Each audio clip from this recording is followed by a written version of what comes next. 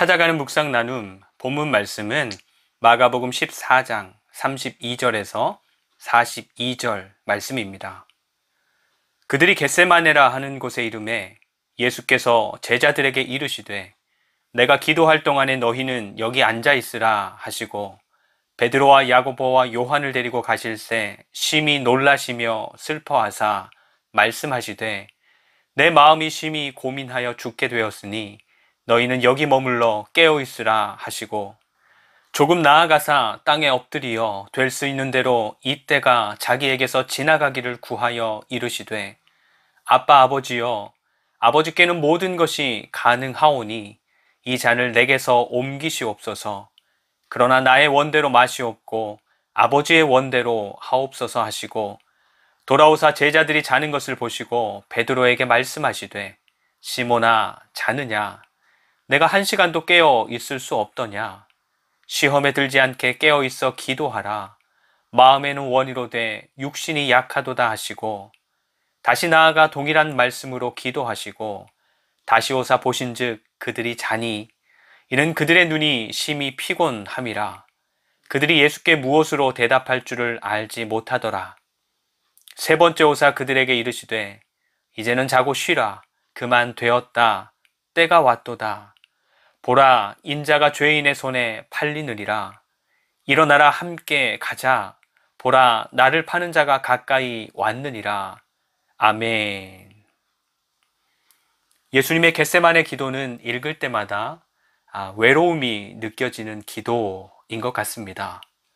베드로와 야고보와 요한을 데리고 따로 기도하러 가시면서 내 마음이 심히 고민하여 죽게 되었다라고 말씀하실 정도로 지금 예수님이 겪으시는 감정적이고 이성적이고 의지적인 모든 것이 위기를 당하고 있는 그런 상황인데 그 상황에서 누구로부터도 공감받지 못하고 또 도움을 받지도 못한 채 홀로 이 시간을 겪으셨기 때문입니다.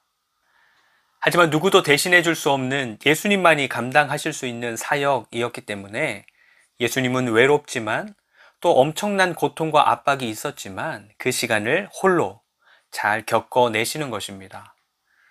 우리가 살아가면서 예수님께서 겪으신 이 고통과 외로움 정도 되는 일을 글쎄요 겪게 될지 모르겠습니다. 하지만 우리들 각자에게도 또 각자에게 맞는 하나님께서 준비해 두신 이와 같은 시간들이 있을 것입니다. 하나님 앞에서 홀로 겪어내야 하는 시간들 혹은 하나님 앞에서 정말로 힘들고 처절한 순간이 될지 모르지만 반드시 넘어가야 하는 시간들, 그런 시간들 말이죠.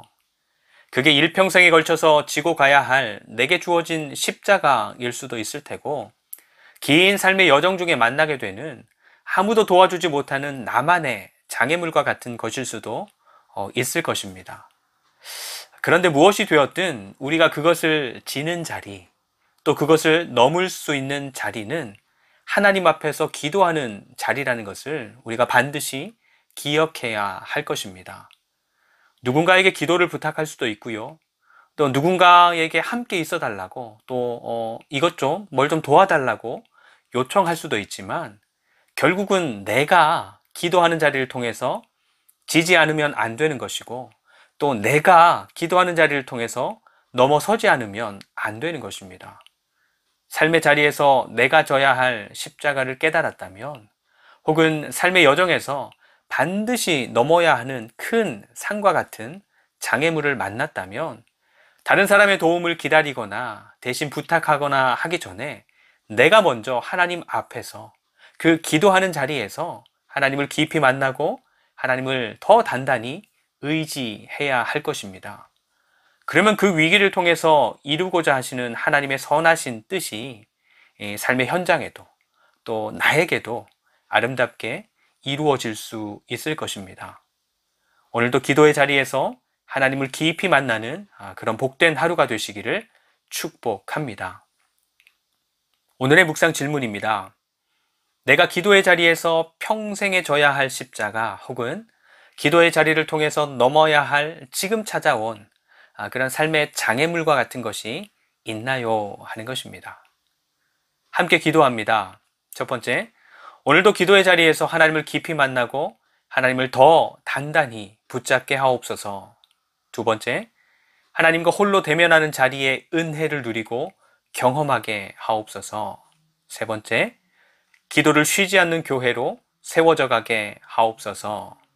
예수님의 이름으로 기도합니다. 아멘. 오늘도 말씀으로 주님과 동행하는 하루가 되시기를 축복합니다.